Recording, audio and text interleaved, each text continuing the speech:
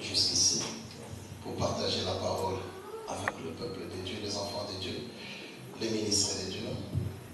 Merci à toutes les mamans qui se sont occupées de nous, surtout pour la nourriture de la chair. Le corps a tellement bien mangé depuis tout ce temps que nous sommes ensemble. Et aussi, merci à mon frère Samuel, qui est à technique, très fidèle depuis le début, et aussi mon frère Jean-Pierre, à tous les autres qui nous accompagnent, Valérie avec sa femme, Freddy, sa femme, et puis aussi maman Pasteur, maman Judith. Je crois que, je ne pouvais pas oublier ma fille, depuis mon pays, depuis Congo. Elle est ici, elle habite Brest, Gonda. Elle est sortie? Ok. C'est vraiment un enfant que je vis grandir depuis quelques mois de sa naissance. Et elle est venue m'assister aujourd'hui. Nous sommes en train de parler de la prière de l'âme. Aujourd'hui, nous parlons de la prière puissante de l'âme.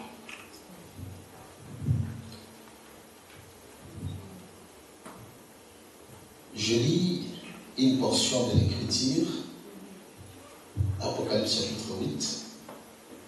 Ce n'est pas écrit là-bas. Ça, ce sont des livres qui vont nous accompagner, parce que ça sera la base. Et quand il eut ouvert le 7e sceau, il se fit un silence au ciel d'environ une demi-heure. Et je vis les 7 anges qui assis devant Dieu, auxquels firent donner 7 trompettes. Et un autre ange vint et s'éteint devant l'autel, ayant un encensoir d'or. Et plusieurs parfums lui firent donner pour offrir avec les prières de tous les saints sur l'autel d'or qui est devant l'autel, devant les trônes. Et la fumée de parfum avec la prière de saints montant de la main de l'ange devant Dieu. Puis l'ange prit l'encensoir et l'ayant rempli le feu de l'autel, et il les jeta à la terre. Et ce fut des tonnerres, des voix, des éclairs et des tremblements de terre. Parole du Seigneur. Amen. De le départ, nous avions commencé à expliquer l'importance de l'âme. J'aime très fort la rétrospective. Sinon, ça risquera de nous prendre beaucoup de temps. Mais nous avons dit, Dieu, dans la création, il n'a pas créé la chair de l'homme. C'est dans la formation que Dieu va former l'homme de la poussière. J'avais dit que nous devons faire la différence entre l'homme créé et l'homme formé. Amen. L'homme créé, c'est l'homme qui est invisible. Mais l'homme formé, c'est l'homme que nous voyons. Amen. Mais alors, l'homme physique n'est qu'une enveloppe. Lorsque vous utilisez l'enveloppe, c'est juste pour mettre quelque chose qui a de la valeur. Et quand vous retirez ce qui est à l'intérieur de l'enveloppe, là vous restez avec ce qui a de la valeur et l'enveloppe sera jetée. Ce qui fait que si l'homme physique porte les trésors, comme Paul dit, nous portons un trésor dans le vase de terre. Donc nos corps sont considérés comme étant des vases de terre. Pour que cette grande puissance soit attribuée à Dieu et non à nous. Donc les trésors que nous portons, c'est ça notre âme. C'est l'âme que Dieu a besoin. C'est notre âme que Dieu veut utiliser. C'est notre âme qui a de la valeur devant l'Éternel. Une fois que Dieu prend son âme, l'âme qui est notre identité face à l'Éternel, et c'est fini. Les corps que nous avions portés autrefois lorsque nous étions sur la terre retournent à la poussière. Et ça n'aura plus de la valeur. À la résurrection, nous porterons un corps que la Bible appelle un corps incorruptible. Ça ne sera plus notre chair ici. Et c'est avec ces corps que nous allons régner avec Dieu. L'esprit que nous portons, tout homme ne porte pas, l'homme n'a pas son esprit. L'esprit que nous tous nous portons, c'est l'esprit que Dieu nous a donné. Ça vient de Dieu, parce que la Bible dit, quand il a formé l'homme de la poussière de la terre, Dieu souffla de son esprit. L'homme reprend le souffle par l'esprit de Dieu. C'est pourquoi hier je vous avais dit, le Seigneur à la croix, il dira, je remets mon esprit. Donc l'esprit que le Seigneur est en train de remettre, ce n'est pas son esprit, c'est l'esprit de Dieu qui retourne à l'objet. Et quand l'esprit retourne vers le Créateur, quand les corps deviennent la poussière, qu'est-ce qui va apparaître devant Dieu? C'est l'âme. Et c'est pourquoi tous, la chose la plus importante, auquel nous devons veiller avec, c'est quoi? C'est notre âme. Et nous devons garder notre âme de tout danger, de tout piège qui nous a été prêché ici, pour que notre âme ne soit pas corrompue.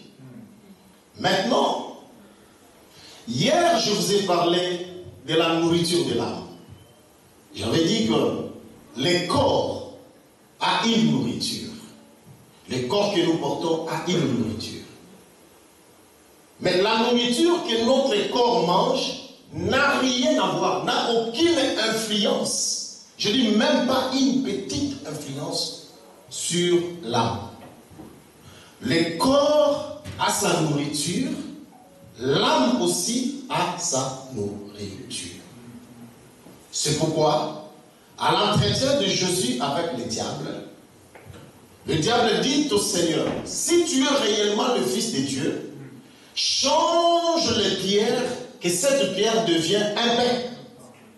Alors le Seigneur lui dit, il est écrit, l'homme ne vivra pas seulement. Donc, il est écrit, l'homme ne vivra pas seulement de pain. En d'autres termes, cela veut dire, avec le pain, l'homme peut vivre. Mais avec quoi encore l'homme peut vivre? Donc, la nourriture du pain, hier je vous avais dit, j'avais parlé d'une manière prophétique sur le pain et la pierre, qui devrait être transformée, la pierre qui devrait être transformée au pain. Maintenant, quelle est la nourriture qui doit aider l'âme à devenir puissante? Parce que aujourd'hui nous allons parler de la prière puissante. Je ne parle pas de la prière, parce que même Dieu lui-même, il dit que ce peuple-là, je suis dans le livre d'Ésaïe, chapitre 29, verset 13, il dit, ce peuple m'honore de la bouche seulement. Dieu reconnaît qu'il y a des gens qui l'honorent, mais de la bouche. Or, la prière que Dieu veut voir, veut recevoir, ce n'est pas la prière de la bouche.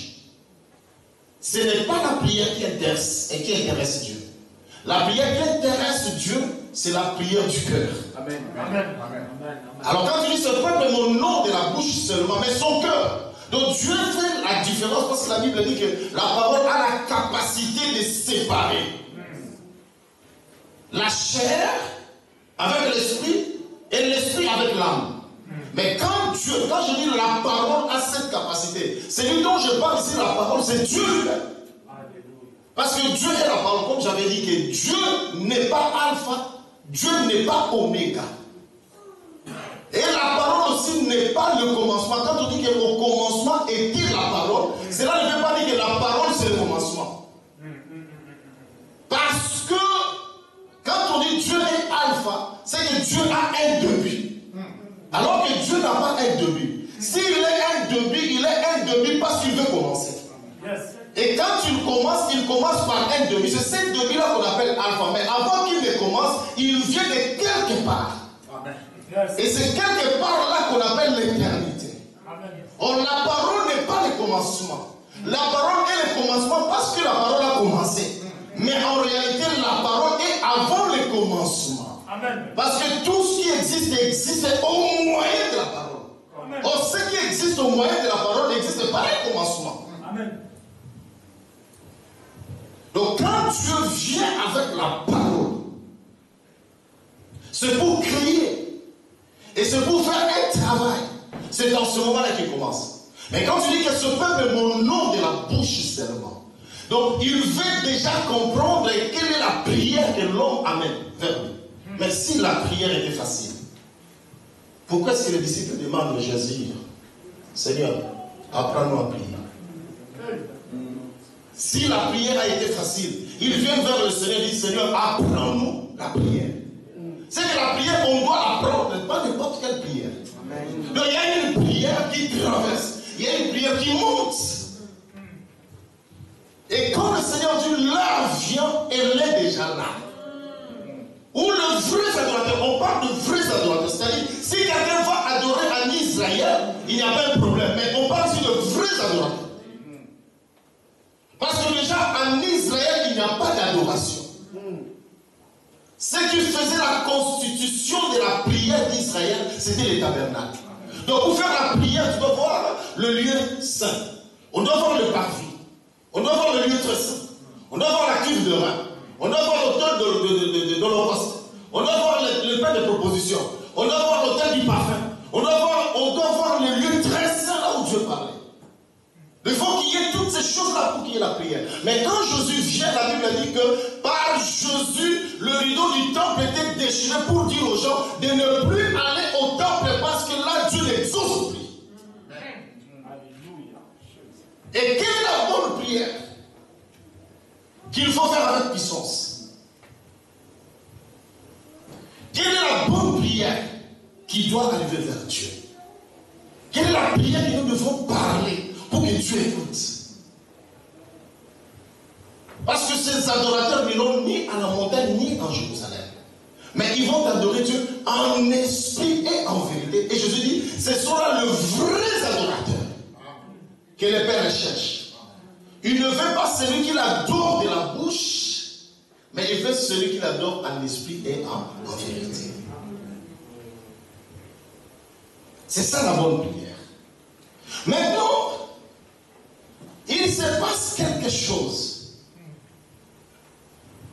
Il faut qu'il y ait quelque chose qui amène l'homme à faire une bonne adoration. Parce que je vois Marie, avant de commencer à aller vers le Seigneur, faire l'intercession, Marie commence quelque chose. Marie était une personne d'une mauvaise vie. Mais elle s'achète d'abord les parfums. Sans d'abord rencontrer le Seigneur. Qui avait dit à Marie, il faut acheter le parfum? Parce que le parfum ne se donne que dans le lieu où cela a été prévu pour déposer les parfums. Comment? Et qui avait dit à Marie, l'homme qui se trouve dans la maison de Simon, c'est le tabernacle, et déjà il faut apporter les parfums. Et ce que Marie était en train de faire, j'ai dit que Lazare n'était pas l'ami de Jésus. Celle qui a commencé la relation avec Lazare, avec Jésus, c'était Marie. Mais comment Marie était en train de faire ces choses? C'est que Marie était en train de préparer la résurrection de son frère. Et pour préparer la résurrection de son frère, il y a des choses au préalable qu'il faut commencer à faire. On doit entrer dans le tabernacle avec le parfum. Qui avait dit hommage? Le petit que tu vois là, il faut l'apporter le parfum. Parce qu'on ne commence pas à prier d'abord. Il faut d'abord entrer dans la maison. Jésus dit, avant de prier, il faut d'abord entrer. Donc si tu n'entres pas dans la maison, tu ne sauras pas faire la bonne prière. C'est dans la maison qu'il y a les Saint-Esprit. Parce que la Bible dit que ne savez-vous pas que vos corps sont des temples.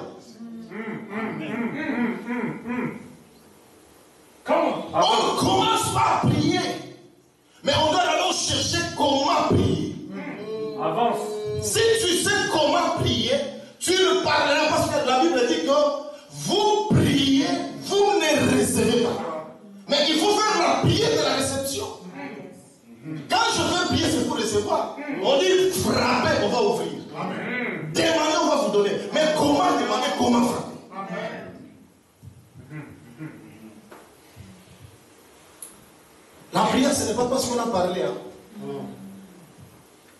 Parce qu'aujourd'hui, moi je dis toujours, prier en langue, ce n'est pas seulement prier en esprit. Comment? Avance.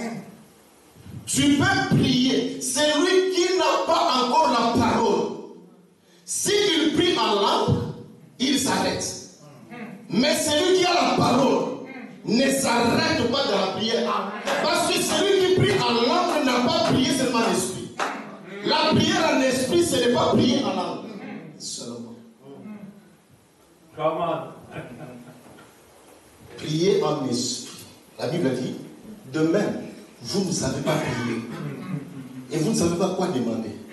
Mais l'Esprit de Dieu vous aide dans votre incapacité par des soupirs inexprimables. Or, les soupirs inexprimables, ce n'est pas Rosatayana Barabakou. Non, un soupir inexprimable, c'est les soupirs que l'homme ne peut pas parler. Ce que l'homme ne peut pas dire. Or, qu'est-ce que l'homme ne peut pas dire? Parce que pour sauver, on pose la question à Jean-Baptiste, qui es-tu? Même celui qui devait parler sur les ossements desséchés, il ne savait pas comment les ossements devaient avoir la vie.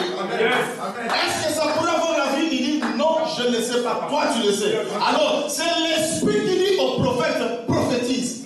Dis aux ossements desséchés ceci. Donc, quand les prophètes parlent, ils ne parlent pas ce qui vient de lui, mais ils parlent ce qu'il a écouté. Alors, ce qu'il a écouté, c'est ça l'esprit. Alors, quand vous parlez en langue, vous devez parler en esprit. C'est-à-dire quoi?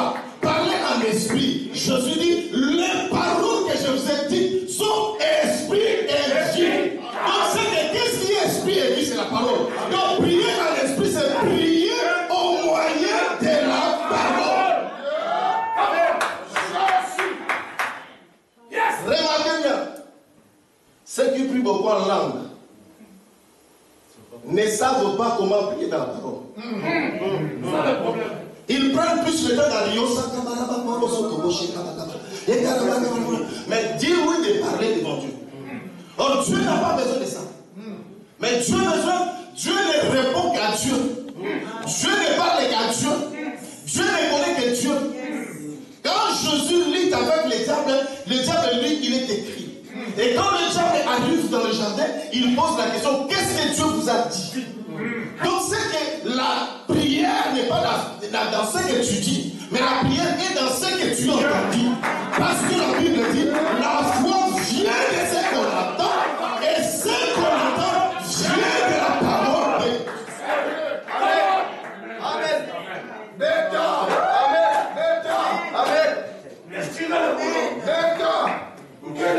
La bonne prière, la prière est efficace. Même les deux disciples qui marchaient sur le chemin de maïs, quand Jésus n'est pas encore venu pour les expliquer, ils ne pouvaient pas parler.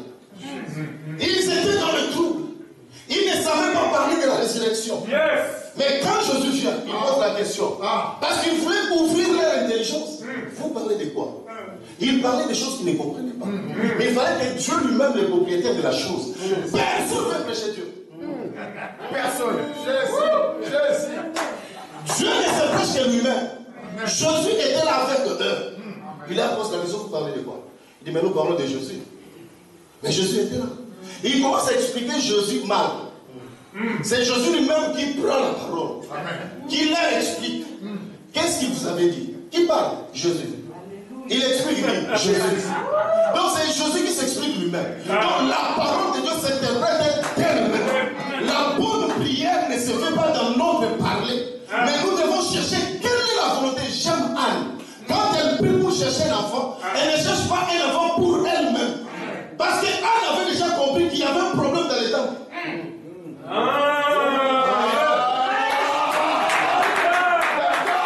Les problèmes dans les temples rencontraient les besoins de Dieu. Parce qu'il n'y avait plus de sacrificateurs. Même le fils de sacrificateur avait posé un problème. La bonne résistance, c'est quand tu respectes ce que Dieu dit. La bonne prière, c'est dans la parole. C'est ça. Regarde. Israël à la plaine de Moab. Dieu leur a donné l'ordre de des campements. Il dit voilà comment Dan va se camper. Voilà comment Ribet sera. Voilà comment Nephtali sera. Voilà comment Joseph sera. Manassé, Ephraïm. Il est Aser. Il est dans la position du campement. Arrivé au moment de la malédiction, Balaam et Balak. Balaam et Balak montent au sommet de la montagne. Pour mourir, ils montent au sommet de la montagne. Quand ils viennent au sommet de la montagne, ils regardent Israël. Ils regardent la position qu'Israël avait gardée. Quand tu regardes la position, écoute Balaam. Il dit Israël, regarde comment tu es assis. Tu es campé comme un lion qui peut t'élever à la position que tu as. Donc quand Balaam regarde Israël, il voit Israël comme Dieu voit Israël. Or, la position du campement était la position ordonnée par Dieu. Donc quand Dieu lui-même regardait, il voyait son peuple comme un lion. Et quand Balaam monte au sommet, quand tu le regardes, il le voit comme un lion parce que la montagne c'est la royauté. Au lieu de prononcer la malédiction, Balaam commence à prononcer la bénédiction. Pourquoi la bénédiction? Parce que Israël avait gardé la position de la parole. Donc tu peux renverser ton ennemi même si tu n'as pas prié.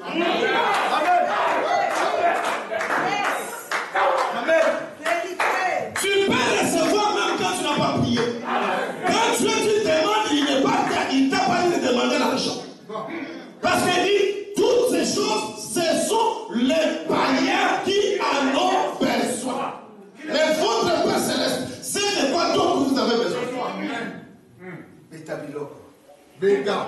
La prière, ce n'est pas ce que tu as prononcé. Parce qu'avec ta bouche, tu peux dire des mots qui ne vont pas convaincre Dieu. C'est pourquoi Amir, quand tu as parlé, il a dit, Dieu ce qu'il ne peut pas faire, c'est de changer sa parole.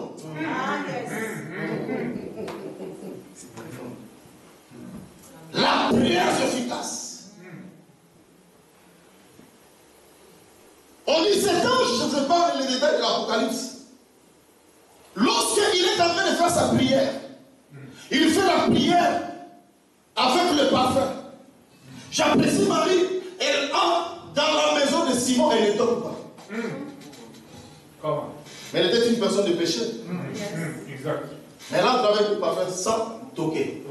Qui avait dit à Marie, dépose le parfum au pied, alors la tu dois parler. Dépose le parfum au pied. Quand tu poseras le parfum au pied, Jésus va parler. Yes. Wow. Qui avait dit à Marie ça? Oh, tout ce que Marie faisait. La Bible appelle Lazare l'ami de Jésus. Mais ce n'est pas Lazare qui avait commencé la relation. Je dis ta famille. Il y a des gens qui vont bénéficier de la gloire parce que toi tu l'as fait. Il y a des gens qui vont reçu parce que tu l'as fait.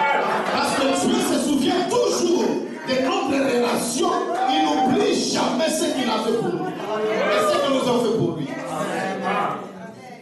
Alléluia. Même quand il faut manger le dis à Dieu, je te glorifie, je te loue. Ne prends pas tes paroles, parce que tes paroles ne vont pas traverser les principautés. La Bible dit, nous n'avons pas à combattre contre la chair et les sang. Mais nous avons, nos combats sont focalisés contre les principautés, les dominations. Frère, les diables. Diable. C'est lui qui a résisté Dieu. Les créateurs. Toi là. Par quelle force, connaissance et puissance que toi tu peux renverser Dieu, les diables. Tu n'as aucun pouvoir.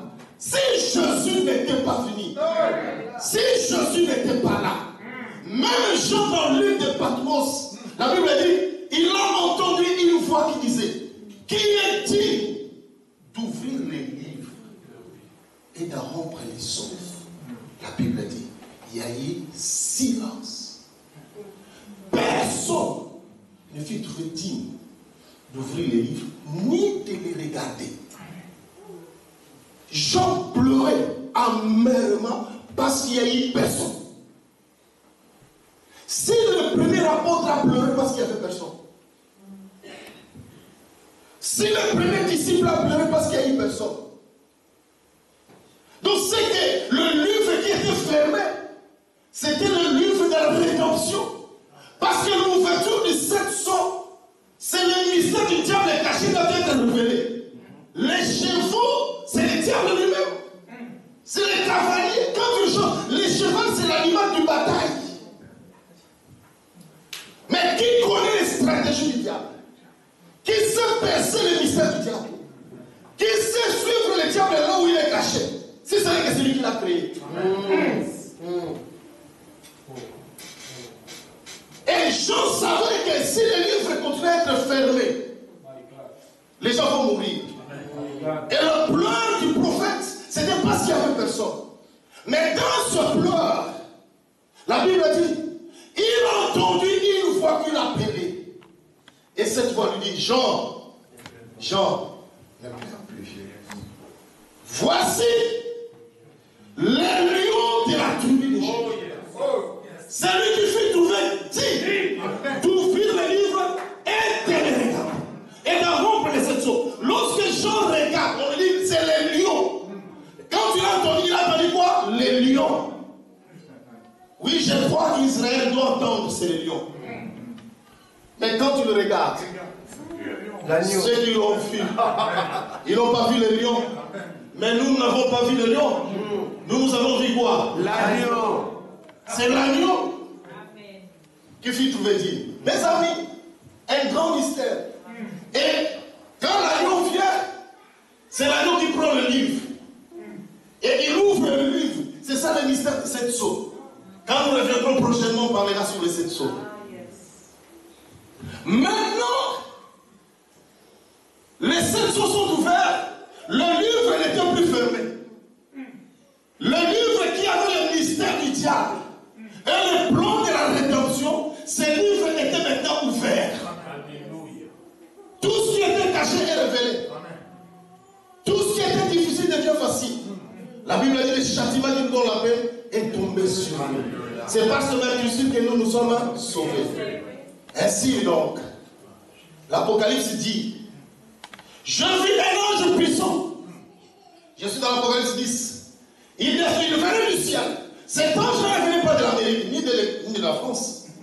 Mais cet ange venait du ciel.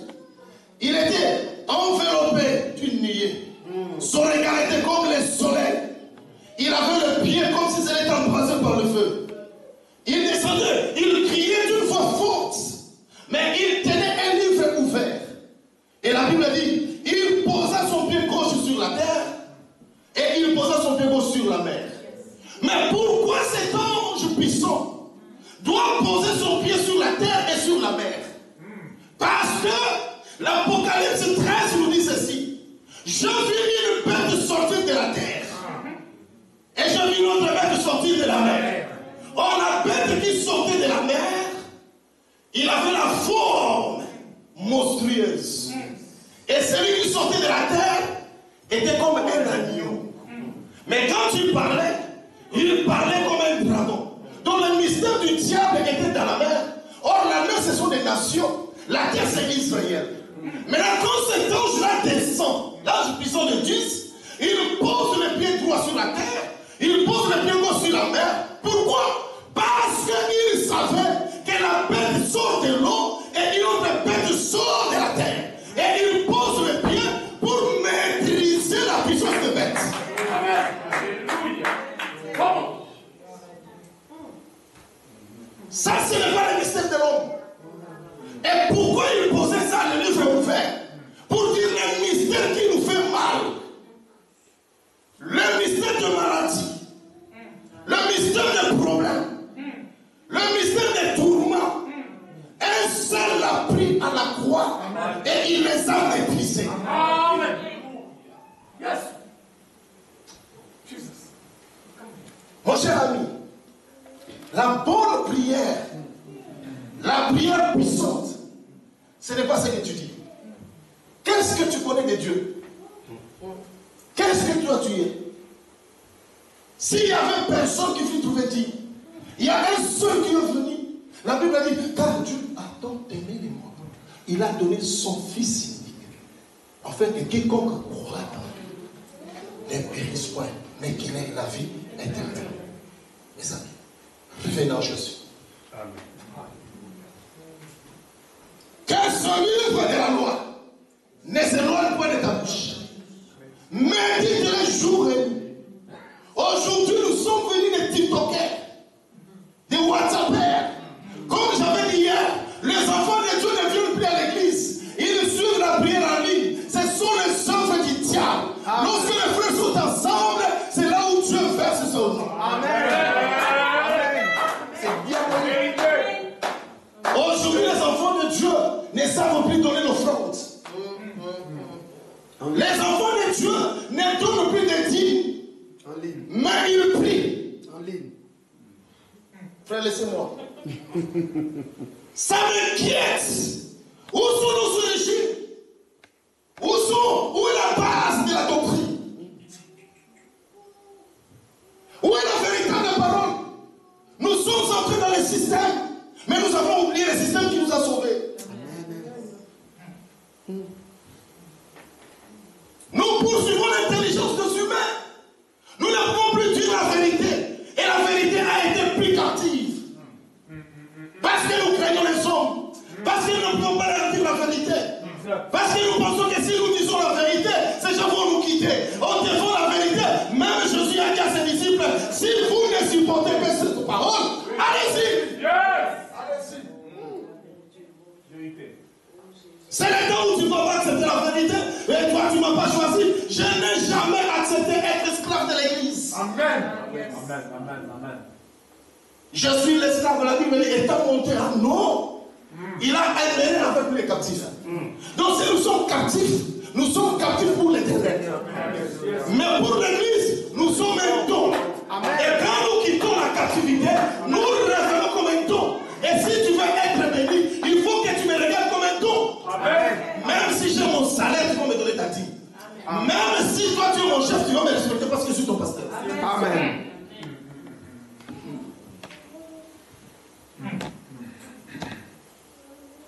Et là, même si je n'ai pas demandé la bénédiction, mais si je respecte la parole, c'est la prière en puissance. Amen. Amen. L'heure vient, elle est déjà là, où les vrais adorateurs n'iront ni à la montagne, ni en Jérusalem. Ils vont adorer Dieu en esprit et en vérité. Nous avons aujourd'hui des personnes qui sont devenues de religieux, qui n'entrent plus dans la profondeur de la vérité, qui ne cherchent plus la véritable parole qui sauve. Mais quand tu vas prier, tu parleras quoi à Dieu? Qu'est-ce que tu diras à Dieu? Qu'est-ce que tu vas demander à Dieu? Il dit, lorsque vous priez, ne multipliez pas les vaines paroles, comme les païens le font. Mais vous, quand vous priez, dites ceci: Notre Père qui es aux cieux.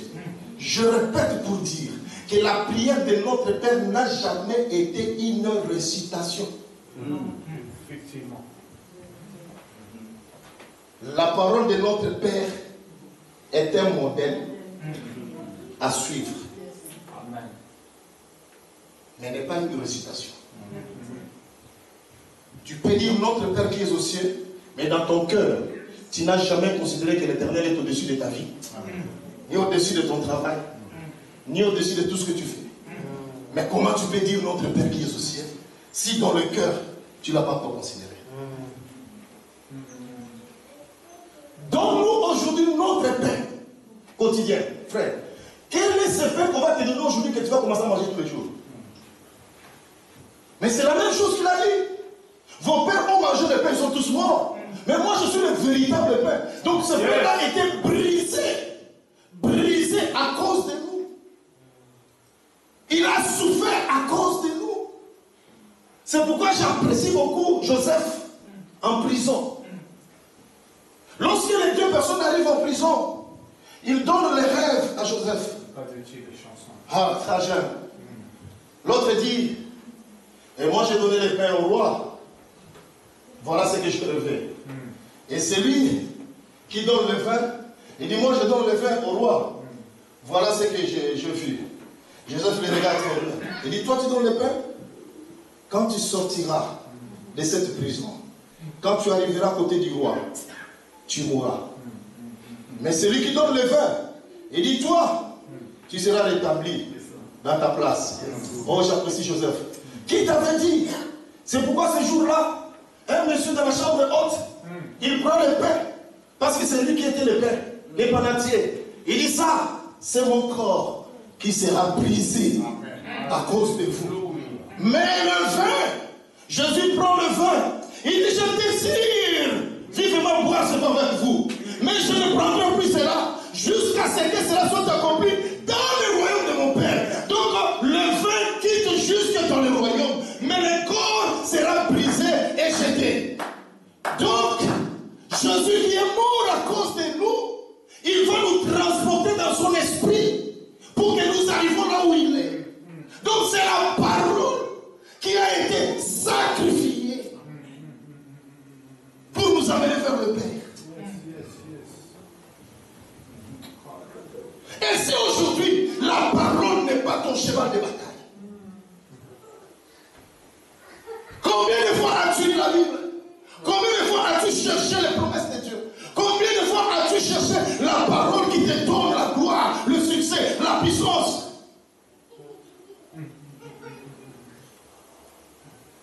Pasteur, combien de fois as-tu préparé la nourriture? La Bible dit, quel est ce serviteur fidèle et prudent que le maître a établi sentinelle sur mon peuple? Et c'est celui-là qui donne le peuple la nourriture au temps convenable. Je te prêcherai, même quand tu ne veux pas. Et quand ça ne va pas, je te dirai la vérité. Et quand tu ne comprendras pas, j'insisterai. Parce que tu ne m'as jamais établi ministre. Je suis le ministre de la parole et le ministre de la vérité. Je n'ai pas reçu le ministère de cajoler les fidèles. D'ailleurs, pour que la pierre puisse entrer à la construction du tabernacle, la pierre était en train de passer quelque part. Où on devait arranger la pierre, donner la forme à la pierre, pour que tu entres dans la maison de Dieu. Je dois commencer à te former. Amen.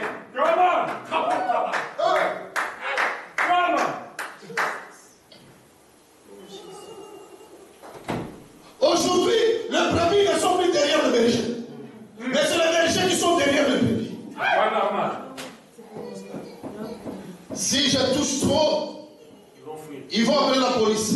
Si je touche trop, ils vont fuir. Si je touche trop, ils vont y s'ingérer. Mais nous sommes là pour nous ingérer dans vos problèmes parce que vous avez été frappés. Et l'homme vous a ramassé. Il a cherché pour vous déposer.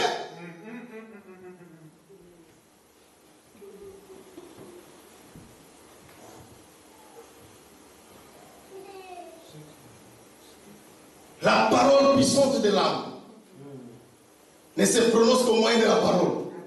Au commencement était la parole. Et la parole était avec Dieu. Et cette même parole était Dieu. Rien de ce qui existe n'existe sans la parole. Est-ce que vous savez que Dieu, quand il a commencé à créer le monde, il n'a pas créé le monde pendant 7 jours.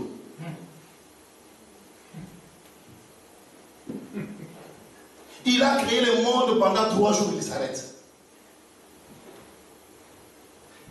Il arrive au 4e jour. Pour créer la lumière du 4e jour.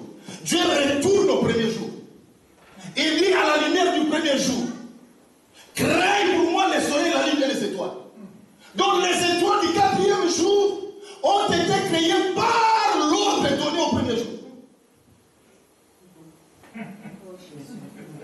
Même la terre.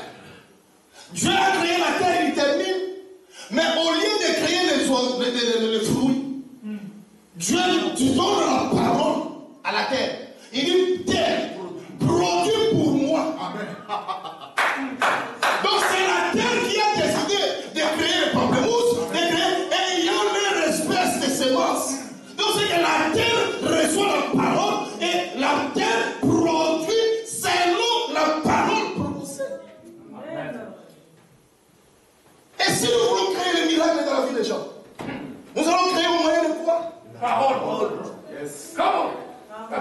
Si nous voulons que les gens puissent faire la bonne prière, il faut le faire au moyen de quoi?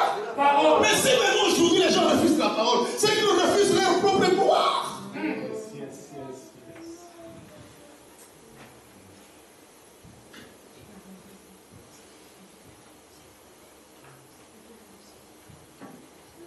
Ça n'engage que moi.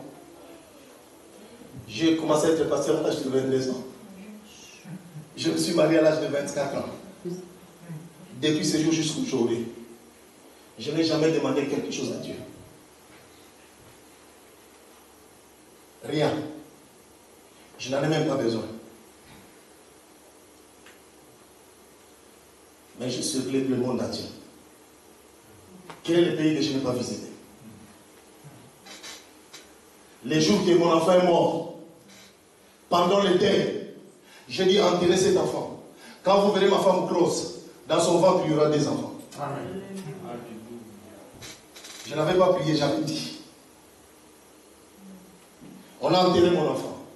Elle est morte le dimanche à 12 h. 15 mois après, ma femme a commencé la grossesse. 3 mois après, je vais à l'échographie. On regarde dans le ventre. Le médecin me pose la question. C'est toi le père de ces 2 enfants qui se trouvent dans ce ventre? J'ai dit, tu veux me dire dans le ventre de ma femme, il y a des enfants? Il m'a dit, oui, il y a des enfants. Mon enfant était mort le dimanche à 12 h. Les jumelles sont nées le dimanche à 12 h. Je prononçais la parole. Je parlais. Parce que pendant le deuil, les gens pleuraient mal. Qui a fait ça? Qui a ouvert la porte? J'ai dit non. Il y a quelqu'un quand tu ouvres, personne ne ferme. Il y a quelqu'un quand tu fermes, personne n'ouvre. C'est ce que dit la parole. Vous pleurez mal, c'est Dieu qui a fait ça. Le responsable de la mort de mon enfant, c'est Dieu. Et pour vous prouver que c'est Dieu, à la naissance, la naissance qui suivra la mort de cet enfant, vous allez voir ce qui passe. Ma fille, elle est là, elle peut témoigner.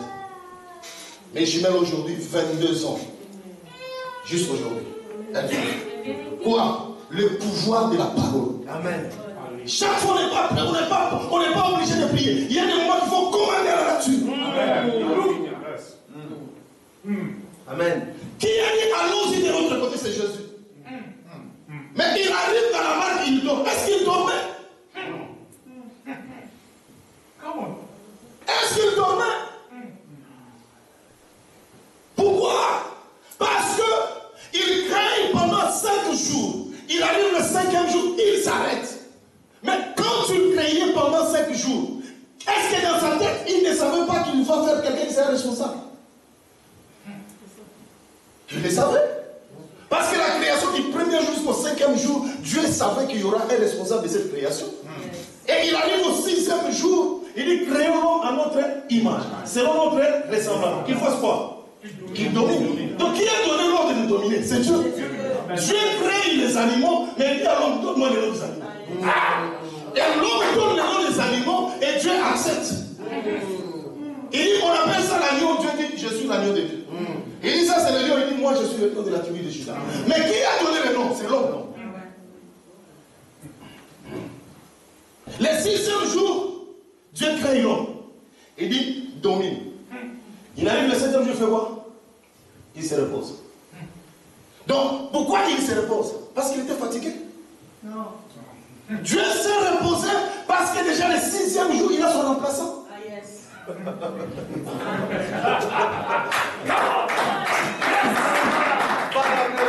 a déjà quelqu'un qui travaille pour lui. Il ne viendra pas faire ce qu'il t'a déjà dit de faire. Quand il faut chasser, chasse. Quand il faut frapper, frappe. Quand il faut détruire, détruire. Quand il faut mettre des côtés, mettez. C'est l'ordre que Dieu t'a donné. Domine. Si tu ne domines pas, alors on va dominer sur toi. Si tu ne domines pas, alors on donnera notre sur toi. Le 7e jour, il se reposa. Ne viens pas réveiller Dieu quand il se repose. Tu as des choses que toi-même tu vas faire. Les diables comprennent qu'il y avait des trônes. Quand tu as perdu les trônes des cieux, il dit il reste encore un trône. Il descend sur la terre, il trouve l'homme dans son trône. Il dit alors je vais prendre ça parce que j'ai raté l'autre là. Mais Dieu qui est au ciel, toi tu as vu les diables descendre. Pourquoi tu n'es pas venu sécuriser le trône de l'homme? Comment? Parce que Dieu savait que l'homme va sécuriser son trône lui-même.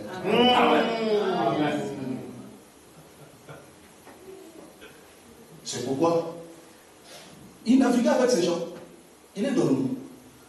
Pourquoi? Parce qu'il était dans le repos. Il était dans son repos. Il arrive là. Ils ont fait de leur effort, ils n'ont pas pu. Et finalement, ils se sont dit, non, on recourt à celui qui dort, à celui qui se repose. Quand ils sont allés, Seigneur, ça ne fait pas du mal que nous périssons. Quand Jésus s'est réveillé, il ne s'est même pas regardé, il ne s'est même pas intéressé d'eux. Il les a vus comme des gens malades, des gens sans intelligence, des gens sans onction, les gens sans foi. Il regarde, il dit silence, tais-toi. Tout se calme. Et il commence à se dire, quel est donc cet homme? Même la nature le obéit. Et il me regarde et dit, les gens de paix de foi. C'est-à-dire, avec vous-même, vous pouvez arrêter cette histoire. Amen. Et j'ai dit, les problèmes qui te préoccupent, tu as la possibilité de l'arrêter. Tu peux le faire. Dieu t'a donné ce pouvoir. Il a dit, tout ce que le Père m'a donné, je vous le donne. Je crois à la puissance. Je crois à la guérison. Je crois à tout. Je peux tout avoir par la foi. Parce que la foi est une ferme assurance. Et c'est une démonstration. La foi, Dieu est esprit. Comment tu peux arriver devant quelqu'un qui est esprit, toi tu es charnel?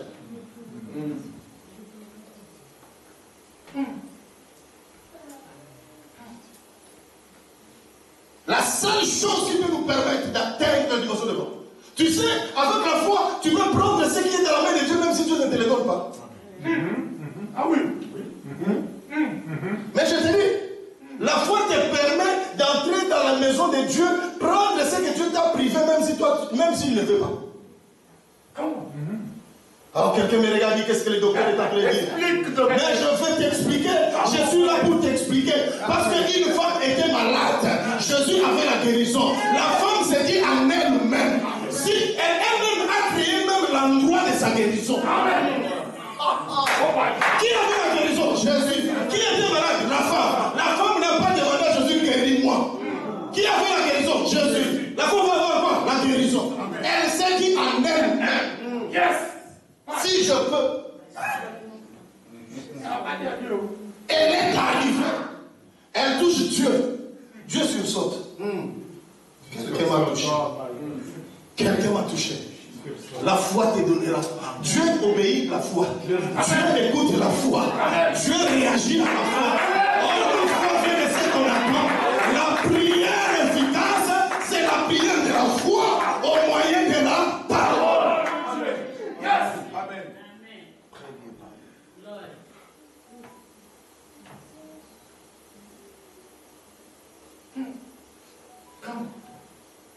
Chaque fois que je lis la Bible, je cherche des promesses. Regarde ce gros livre qui a beaucoup de promesses pour moi. C'est pas pour toi, tu sais. Ce n'est ni pour toi. Ce gros livre que tu vois, lorsque j'entre dans ce livre, je cherche, Monsieur Dieu, qu'as-tu dit pour moi? Qu'est-ce que tu veux? Qu'est-ce que je peux faire et qu'est-ce que tu es capable de réaliser? Car toi là, quand j'arrive devant ton trône, je commence d'abord à apprécier ce que tu es. Tu es assis dans ton trône blanc. Tu as les cheveux comme un assis du jour. Amen. Sur ta poitrine, il y a un ceinture d'or qui parle de ta justice. Tu as les pieds comme si c'était embrasé par le feu. Quand tu parles comme un lion. Et les montagnes se déplacent au devant de toi. Ton cri et ta parole comme les tonnerres. Tu es le véritable. Tu étais hier, aujourd'hui et éternellement. La Bible dit, Dieu siège au milieu des louanges de son peuple. Et pourtant, il est Dieu. Je n'ai pas le temps de lui demander, j'ai le temps de l'adorer au moyen de sa parole. Je lui dis tout simplement ce qu'il est capable de réaliser et de faire. Et la Bible me permet d'entrer et pour dire qu'il a la grandeur de l'humanité. Lorsqu'il crée par son pouvoir. C'est lui qui a mis des limites dans les océans et dans les eaux. Et c'est celui qui élève les montagnes et les vallées. C'est pourquoi David, lorsqu'il était devant Goliath, la Bible dit que Goliath était un combattant de beaucoup de temps. Mais David a dit, si le Dieu qui était avec moi devant les lions et les ours, toi tu es juré le peuple de Dieu, mais moi je vais te combattre au nom de l'Éternel. Josué et Caleb ont dit, si le même Dieu qui était avec nous depuis la sortie. Donc c'est-à-dire que si vous comprenez ce que Dieu est capable de réaliser, c'est ça la bonne prière. Amen. Quelle était la prière de Josué et Caleb? Quelle était la prière d'Élie pour qu'il le fait descendre? Élie a-t-il pris le temps? Si nous pouvons calculer le temps de la prière d'Élie. Oh éternel Dieu d'Israël, l'éternel Dieu d'Abraham, l'éternel Dieu d'Isaac et de Jacob, qu'on sache que tu es Dieu. Est-ce que je prie une minute? Non, le feu est descendu. C'est-à-dire la connaissance de la parole te permettra de bien parler devant Dieu. Il faut commencer par les commencements. Il faut commencer par l'ennemi. Dieu est puissant. Il est le redoutable. Il n'y a aucun problème qui peut renverser ta vie. Amen. À partir d'aujourd'hui, il faut comprendre. Là où les gens passent tombent. Et si toi tu arrives là, tu ne tomberas pas. Amen. Là où les gens passent au pleurs. Si toi tu arrives là, tu ne pleureras pas. Amen. Là où les gens passent au regret. Si toi tu arrives là, tu ne regretteras pas. Ce qui était loin de toi, à partir d'aujourd'hui, je l'approche de toi. Ce qui était tombé dans ta vie, et je suis en train de venir le ramasser. Ce qui était mort, et ça sera ressuscité au nom de Jésus-Christ. Je crois à la parole. Je crois à la vérité. Je crois à la puissance de la parole. Quand tu comprendras la première prière, alors ça va te permettre maintenant d'ouvrir la bouche. Et quand tu feras la prière de la bouche, associée avec la prière du cœur, la prière de l'âme, c'est comme ça que la parole qui sort de ta bouche, elle sera puissante. Or, ce que tu dis dans ta bouche, si ça ne vient pas, c'est-à-dire par la source de la parole, ça n'aura aucun effet. Mais si cela tire l'origine de la parole, sache bien que personne ne peut résister. La Bible dit que toute arme forgée contre toi sera nulle et sans effet. Et toute langue qui s'élèvera en justice contre toi, tu vas la condamner. Et David dit, l'Éternel est ma lumière et mon salut. De qui aurais-je rêvé? Une femme m'appelle, me laisse la dernière note. Elle me dit, pasteur, ma famille m'a abandonné. Mon mari, je fais 30 ans avec lui. J'ai laissé toute ma jeunesse pour vivre dans ce mariage. C'est fini. Alors, tu diras à ma famille ce que je vais te dire. Je vois le message entrer, directement je ramasse le message, j'entre, j'appelle, ça sonne, elle ne répond plus. Ça sonne, elle ne répond plus. Ça sonne, elle ne répond plus. Je dis, s'il te plaît, reçois-moi. Écoute aussi, tu m'as dit ta dernière volonté. Laissez-moi aussi te dire ma dernière volonté. Je sonne, elle prend. J'ai dit tout ce que je pouvais exhorter à cette femme. Pense à tes enfants, elle a dit. Pense à toi-même. J'ai dit tout ce que je pouvais dire dans ma bouche, ça n'a pas convaincu cette femme. J'ai dit d'accord. Maintenant, laissez-moi prier pour toi pour la dernière fois. Oh, yes. Je te permets de mourir. Mais je dois prier pour toi. En ce moment-là, pasteur, je savais que la vie de cette femme est entre mes mains. Je ne pouvais pas prendre n'importe quelle prière. Je cherche des mots, pas mes mots, mais je cherche les mots de la parole. Je dis, éternel Dieu, tu as dit en psaume 35, ô éternel, défends-moi contre mes adversaires. Combat ceux qui me combattent. Brandis la lance et l'échafaud contre mes persécuteurs. Lève-toi pour me secourir. Tu as dit en psaume 27, l'Éternel est ma lumière et mon salut. De qui aurais-je crainte? Il y a une chose que je désire avec ardeur dans mon cœur. Je désire rester constamment devant ton temple pour contempler ta magnificence. Pourquoi? Parce que tu me délivreras les jours du malheur. Tu as dit en psaume 23, l'Éternel est mon berger. Je ne manquerai de rien. me fait reposer dans les mains de Dieu. Tu dresses une table devant mes adversaires. Tu me conduis avec le bâton et la houlette. Déjà ma coupe déborde. Oui, Éternel, même si je traverse la vallée de l'ombre de la mort, je ne crains aucun, car tu es avec moi. Ton bâton et ta houlette me rassurent. Lève-toi dans la vie de cette femme. Dirige-la dans l'esprit de la mort. Qu'elle puisse mourir en paix. Parce que toi, tu sais recevoir. Maintenant, je suis en train de prendre contre tout esprit de mort. Je prends l'autorité contre tout esprit de la destruction. Car toi, tu as placé chaque chose à son temps. Je réclame la puissance du ciel. Descends parce que toi, quand tu parles avec fierté. Tu as les yeux comme les flammes de feu. Et tes cheveux sont blancs comme l'ancien du jour. Tu es assis sur ton trône blanc. Lorsque tu te déplaces, les montagnes se déplacent. Tu cries comme les lions et les montagnes se déplacent au devant de toi. Agis dans toute ta gloire. Ô Éternel, je vois tes pieds. C'est comme si c'était embrasé par le feu. Lève-toi. Tu es comme le colonne ardent. Agis dans la vie de cette femme. Au nom de Jésus-Christ. Je dis Amen. Je dis maintenant tu peux aller mourir. Parce qu'il y a des choses qui se lient dans le cœur des gens, c'est les diables. Or, les diables ne se tiennent pas devant la vérité. Devant la vérité, les diables ne se tiendra pas. Écoute mon ami, aujourd'hui, tu peux faire encore des grandes choses. Amen.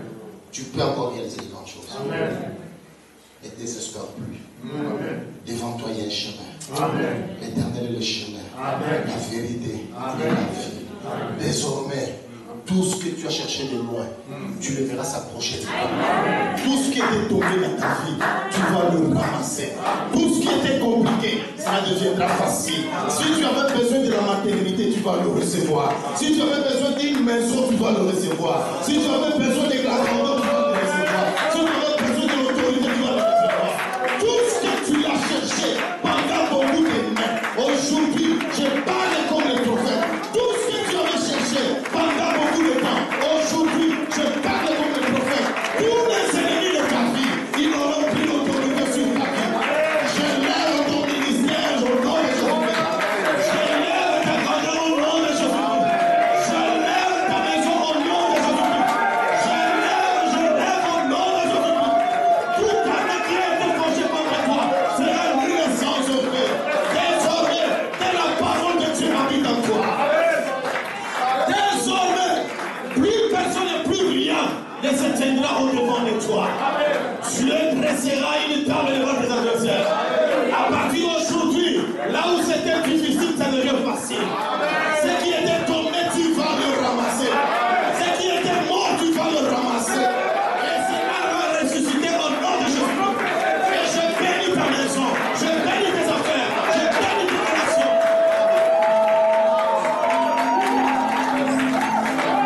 Plus rien ne va te résister encore. Les démons de ta famille, les démons du quartier, les démons de cette ville n'auront plus jamais autorité sur toi.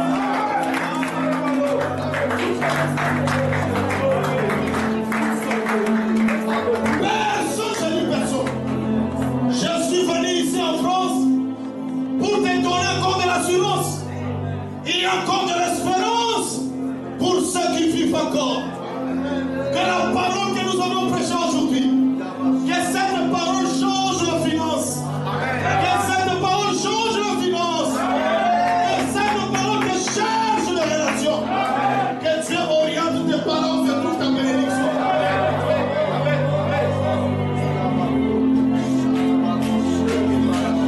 Je ne pense plus à ta destruction. Je ne pense plus à ton échec. Je ne pense plus à ta chute. Désormais aujourd'hui, l'Éternel est la lumière de ta vie. Plus rien. Que les sorciers t'oublient. Que les méchants t'oublient. Toute personne qui se lèvera en justice contre toi, tu vas la